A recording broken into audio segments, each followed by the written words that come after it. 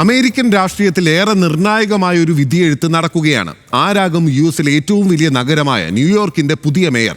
5 ദശലക്ഷത്തിലധികം registered വോട്ടർമാരുള്ള ന്യൂയോർക്കിലെ വിധിയെഴുത്ത് democratic republic രാഷ്ട്രീയത്തിൽ മാത്രമല്ല ഡൊണാൾഡ് ട്രംപിനും അതിനിർണായകമാണ്. ലോകവും അതിന് കൗതുകത്തോടെ കാതോർക്കുകയാണ്. ഇടതുപക്ഷക്കാരനും ലിബറൽ സോഷ്യലിസ്റ്റുമായ സൊഹ്റാൻ മംദാനി തുടക്കം മുതലേ ട്രംപിന്റെ കണ്ണിലെ കരടാണ്. ട്രംപിന്റെ അതിരൂക്ഷ വിമർശനങ്ങളെ നേരിട്ടാണ് ഡെമോക്രാറ്റിക് സ്ഥാനാർത്ഥിയായ മംദാനിയുടെ പോരാട്ടം. അഭിപ്രായ സർവേ ഫലങ്ങൾ യാഥാർത്ഥ്യമാക്കി ന്യൂയോർക്ക് മേയറാകുമോ ഈ 34-കാരൻ? അതിനുമപ്പുറം ന്യൂയോർക്കിനെ നയിക്കാൻ ഒരു മുസ്ലിം മേയർ വരുമോ? ആദ്യം RDX റാപ്പിലേക്ക്. ഇന്ത്യൻ വംശജനും ഡെമോക്രാറ്റിക് പാർട്ടിയുടെ ഔദ്യോഗിക സ്ഥാനാർത്ഥിയുമായ സൊഹ്റാൻ മംദാനി, സ്വതന്ത്രനായി മത്സരിക്കുന്ന മുൻ ഗവർണർ ആൻഡ്രൂ കുമോ, റിപ്പബ്ലിക്കൻ പാർട്ടിയുടെ കർട്ടിസ് ലീവ എന്നിവരാണ് ന്യൂയോർക്ക് മേയർ സ്ഥാനത്തേക്ക് മത്സരരംഗത്തുള്ളത്. നിലവിലെ സ്റ്റേറ്റ് അസംബ്ലി അംഗം കൂടിയായ സൊഹ്റാൻ മംദാനിക്കാണ് വിജയസാധ്യത കൽപ്പിക്കപ്പെടുന്നത്. ഡെമോക്രാറ്റിക് പ്രൈമറിയിൽ ആൻഡ്രൂ കുമോയെ അട്ടിമറിച്ചപ്പോൾ മുതൽ മംദാനി എല്ലാവരെയും ഞെട്ടിച്ചിരുന്നു. വോട്ടെടുപ്പിന് തൊട്ടു മുൻപും ട്രംപ് മംദാനി പോര് കടുക്കുകയാണ്. മംദാനിയെ പരാജയപ്പെടുത്താനുള്ള 18 അടവും ട്രംപ് പ്രയോഗിക്കുന്നു. റിപ്പബ്ലിക്കൻ വോട്ടുകൾ ആൻഡ്രൂ കുമോയ്ക്ക് നൽകി മംദാനിയെ പരാജയപ്പെടുത്താനുള്ള ആഹ്വാനവും തന്ത്രവുമാണ് ട്രംപ് പയറ്റുന്നത്. ന്യൂയോർക്കിന്റെ തലപ്പത്ത് ഒരു കമ്മ്യൂണിസ്റ്റ് വരുന്നതിന്റെ അപകടത്തെപ്പറ്റിയാണ് ട്രംപിന്റെ പ്രചാരണം.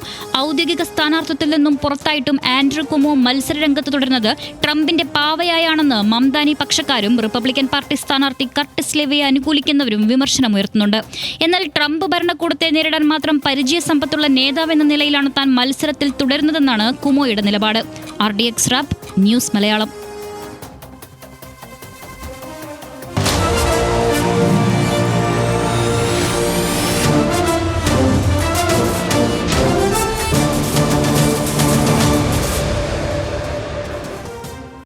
എന്താണ് മംദാനിയുടെ രാഷ്ട്രീയം? പരിശോധിക്കാം. ഡെമോക്രാറ്റിക് പാർട്ടിയിലെ സോഷ്യലിസ്റ്റ് പക്ഷത്തെ മുൻനിര നേതാവാണ് അദ്ദേഹം. ട്രംപിന്റെ കുടിയേറ്റ വിരുദ്ധ നിലപാടുകളുടെ രൂക്ഷ വിമർശകനാണ്. കുടിയേറ്റ വിരുദ്ധ പ്രതിഷേധങ്ങളെ അനുകൂലിച്ചു. വിലക്കയറ്റം, ജപ്തി തുടങ്ങി സാധാരണക്കാരെ ബാധിക്കുന്ന വിഷയങ്ങളിൽ നിരന്തരം ഇടപെട്ടു. പലസ്തീൻ അനുകൂല, ഇസ്രായേൽ വിരുദ്ധ നിലപാടുകൾ പലതവണ പ്രകടിപ്പിച്ചിട്ടുണ്ട്. ന്യൂയോർക്കിലെ കുടിയേറ്റക്കാർ, തൊഴിലാളികൾ എന്നിവർക്കിടയിൽ വലിയ സ്വാധീനമുണ്ട്. മംദാനിയുടെ സോഷ്യലിസ്റ്റ് കമ്മ്യൂണിസ്റ്റ് നിലപാടുകളോട് ഡൊണാൾഡ് ട്രംപിന് കടുത്ത എതിർപ്പുമുണ്ട്. ട്രംപിന്റെ ഭീഷണി പരിശോധിക്കാം. മംദാനി തെരഞ്ഞെടുക്കപ്പെട്ടാൽ ന്യൂയോർക്കിനുള്ള ഫെഡറൽ ഫണ്ട് വെട്ടിക്കുറയ്ക്കുമെന്നാണ് ഡൊണാൾഡ് ട്രംപിന്റെ ഭീഷണി. ന്യൂയോർക്ക് ഒരു കമ്മ്യൂണിസ്റ്റാണ് ഭരിക്കുന്നതെങ്കിൽ ഫണ്ട് നൽകുന്നത് പാഴാക്കുന്നതിന് തുല്യമെന്നും ട്രംപ് പറയുന്നു. ട്രംപിൻ്റേത് ഭീഷണി മാത്രം, നിയമപരമായി ഒന്നും ചെയ്യാനാകില്ലെന്നാണ് മംദാനിയുടെ തിരിച്ചടി. താനൊരു ജനാധിപത്യ സോഷ്യലിസ്റ്റ് ആണെന്നും മംദാനിയുടെ ഓർമ്മപ്പെടുത്തലുണ്ട്. ട്രംപിന്റെ തന്ത്രപരമായ നീക്കം പരിശോധിച്ചാൽ ട്രംപിന്റെ പിന്തുണ സ്വതന്ത്രൻ ആൻഡ്രൂ ക്യുമോയ്ക്കാണ്. ക്യുമോയ്ക്ക് കഴിവുണ്ട്, മംദാനിക്ക് അതില്ലെന്നാണ് ട്രംപ് പറയുന്നത്. വ്യക്തിപരമായി ഇഷ്ടമാണെങ്കിലും അല്ലെങ്കിലും ക്യുമോയ്ക്ക് വോട്ട് നൽകണമെന്ന് ട്രംപ് പറയുന്നു. റിപ്പബ്ലിക്കൻ സ്ഥാനാർത്ഥി കർട്ടിസ് ലീവയെ പിന്തുണയ്ക്കാതെയാണ് മംദാനിയെ തകർക്കാനുള്ള ട്രംപിന്റെ നീക്കം. ട്രംപ് തന്നെ പിന്തുണയ്ക്കുന്നതല്ല, മംദാനിയെ എതിർക്കുന്നതാണ് എന്നാണ് ആൻഡ്രൂ കുമോയും പറയുന്നത്. നേരത്തെയും അധിക്ഷേപം ഉണ്ടായിരുന്നു. 100% കമ്മ്യൂണിസ്റ്റ് ഭ്രാന്തനാണ് മംദാനി എന്നായിരുന്നു ട്രംപിന്റെ നേരത്തെയുള്ള അധിക്ഷേപം. അത് വലിയ വിവാദമാവുകയും ചെയ്തു. മംദാനി കാണാൻ ഭയാനകനാണ്, ശബ്ദം അരോചകം, ബുദ്ധിയില്ല, പിന്തുണയ്ക്കുന്നത് മണ്ടന്മാരെ എന്നും ട്രംപ് അധിക്ഷേപിച്ചു. മംദാനി ഏഷ്യൻ ആഫ്രോ അമേരിക്കൻ വംശജനാണ്. ഇന്ത്യൻ വംശജനായ ചലച്ചിത്ര സംവിധായക മീര നായരുടെ മകനാണ് സൊഹ്റാൻ മംദാനി. ഇന്ത്യയിൽ ജനിച്ച ഉഗാണ്ടൻ വംശജൻ മഹമ്മൂദ് മംദാനിയാണ് പിതാവ്. സൊഹ്റാൻ മംദാനി ജനിച്ചതും 7 വയസ്സുവരെ വളർന്നതും ഉഗാണ്ടയിലാണ്. പിന്നീട് കുടുംബം ന്യൂയോർക്കിലേക്ക് കുടിയേറി. 2018 അമേരിക്കൻ പൗരത്വം ലഭിക്കുകയും ചെയ്തു.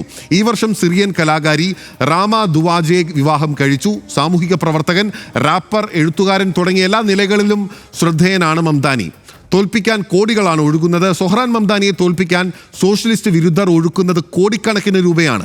എതിരാളി ആൻഡ്രൂ കുമോയ്ക്ക് ഫണ്ട് നൽകുന്നത് കോർപ്പറേറ്റുകളും റിപ്പബ്ലിക്കൻ ശതകോടീശ്വരന്മാരുമാണ് എന്നുള്ളതാണ് ഡാറ്റാ ഷീറ്റിലുള്ളത്. പക്ഷേ ഇതിപ്പോൾ 1 against so many എന്നുള്ളതാണ് ഒരു യാഥാർത്ഥ്യം. അവിടുത്തെ പാർട്ടിയുടെ സ്ഥാനാർത്ഥി, ഇപ്പോൾ നമ്മുടെ പ്രധാനമന്ത്രി രാഹുൽ ഗാന്ധിയുടെ പാർട്ടിയിലെ ഒരാൾക്ക് വോട്ട് ചെയ്യണം എന്ന് ചോദിക്കുന്നത് പോലെ ഒരു പരിപാടിയാണ് ട്രംപ് അവിടെ ചെയ്തുകൊണ്ടിരിക്കുന്നത്. അത്രയും ഭയക്കുന്നുണ്ട്. അതെ, അല്ല, അതിനൊരു കാരണമുണ്ട്. കാരണം ഈ ന്യൂയോർക്ക് സിറ്റി പോലെ ഒരു സ്ഥലത്ത് അവിടുത്തെ ഈ റിപ്പബ്ലിക്കന്മാരും ഡെമോക്രാറ്റുകളും തമ്മിലുള്ള ഒരു തെരഞ്ഞെടുപ്പിലെ ഒരു പോൾ റേഷ്യോ എന്നത് ഏതാണ്ട് 6:1 ആണ്. അതായത് ഡെമോക്രാറ്റുകൾക്ക് വലിയ സ്വാധീനമുള്ള, അവർക്ക് വലിയ ഭൂരിപക്ഷമുള്ള ഒരു പ്രദേശത്ത് തന്നെയാണ് ഇത് നടക്കുന്നത്. അവിടെ ഇപ്പോൾ റിപ്പബ്ലിക്കൻ മത്സരിച്ചാൽ പരമാവധി 14% വോട്ടൊക്കെ പിടിക്കും എന്നുള്ളത് തന്നെ, അപ്പുറത്തേക്ക് പോവില്ല എന്നതാണ് ഇപ്പോഴത്തെ സ്ഥിതി എന്നാണ് പോളുകൾ പറയുന്നത്. അപ്പോൾ അങ്ങനെയുള്ള ഒരു സ്ഥലത്ത് ഒരു കാരണവശാലും റിപ്പബ്ലിക്കൻ ജയിച്ചു വരാൻ പോകുന്നില്ല. പക്ഷേ ജയിക്കാൻ പോകുന്നത് ഒരു അമേരിക്കൻ കാഴ്ചപ്പാടിലാണ് കേട്ടോ. ഒരു അമേരിക്കൻ സ്പെക്ട്രത്തിനകത്ത് നിന്ന് നോക്കുമ്പോഴാണ് ഈ ലെഫ്റ്റിസ്റ്റ് എന്നുള്ള പ്രയോഗവും സോഷ്യലിസ്റ്റ് എന്ന പ്രയോഗവും ഒക്കെ അവിടെ മംദാനിക്ക് വരിക. മംദാനി പ്രവർത്തിക്കുന്ന പാർട്ടി ഏതാണ്? ഈ പറയുന്ന ഡെമോക്രാറ്റിക് പാർട്ടി. ആ രാജ്യം ഏതാണ്? അമേരിക്ക. ആ സിറ്റി ഏതാണ്? ന്യൂയോർക്ക്. അവിടെ ചില കാര്യങ്ങൾ ഒന്ന് നടപ്പാക്കുന്നതിനെ കുറിച്ചുള്ള ചില പ്രഖ്യാപനങ്ങളൊക്കെ അദ്ദേഹം നടത്തുന്നു. അത് തന്നെ അവിടെ ലെഫ്റ്റിസ്റ്റ് എന്നോ സോഷ്യലിസ്റ്റ് എന്നോ വിളിക്കാവുന്ന സംഗതിയാണ്.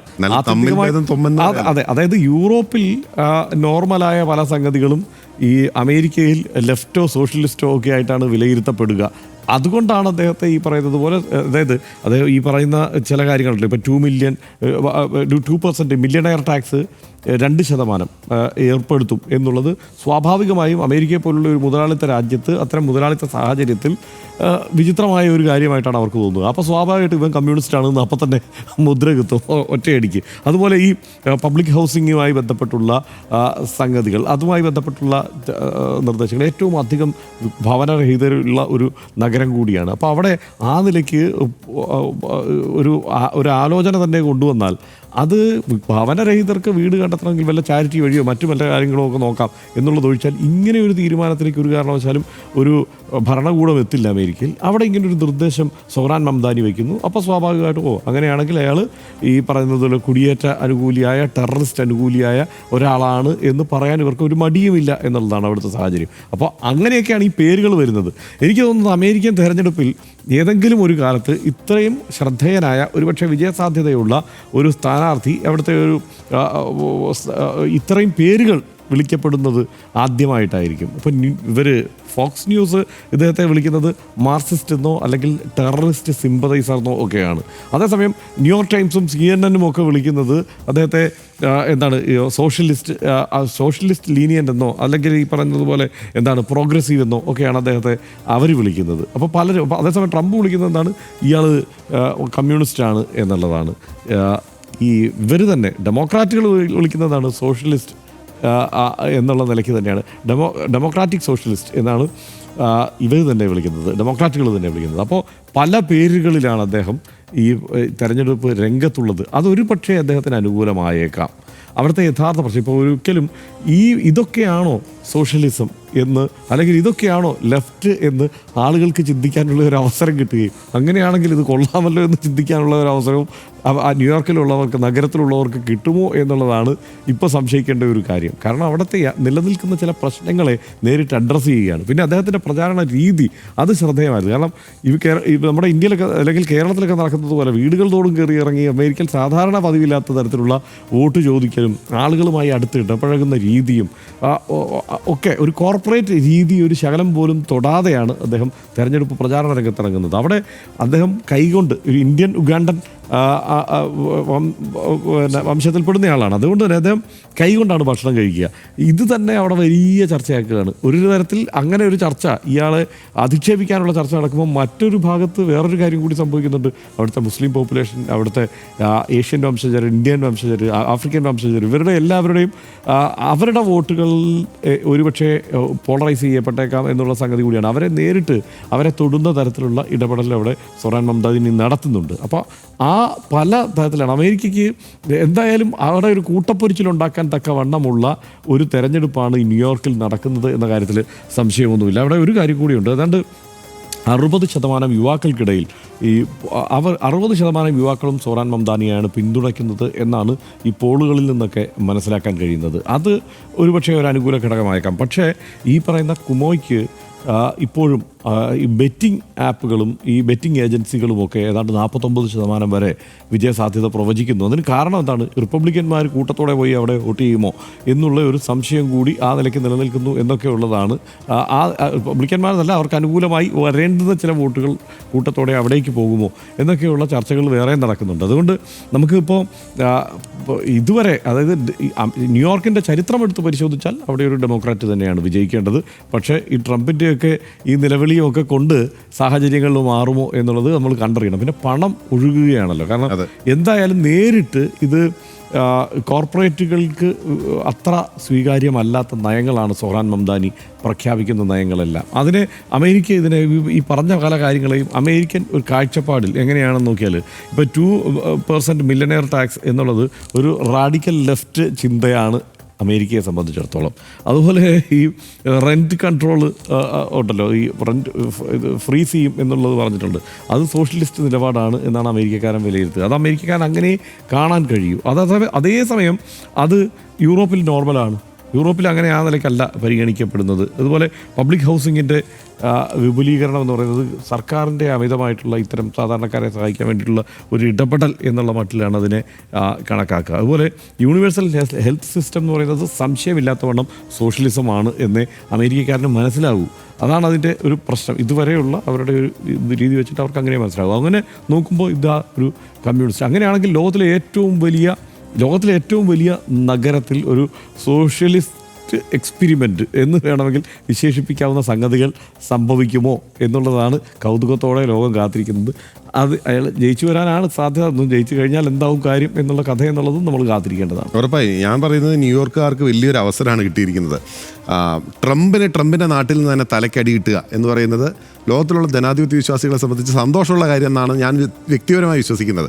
കാരണം മറ്റെവിടെ നിന്നെങ്കിലും ട്രംപിനിപ്പോൾ പകരച്ചുങ്കം വേറൊരു രാജ്യം, അല്ലെങ്കിൽ ചൈന, അല്ലെങ്കിൽ ഇന്ത്യ, അല്ലെങ്കിൽ റഷ്യ പോലുള്ള വലിയ ലോകശക്തികളായിട്ടുള്ള രാജ്യങ്ങൾ തിരിച്ചൊരു അടി കൊടുക്കാം എന്ന് വിചാരിച്ചു കഴിഞ്ഞാൽ ട്രംപ് അടങ്ങില്ല.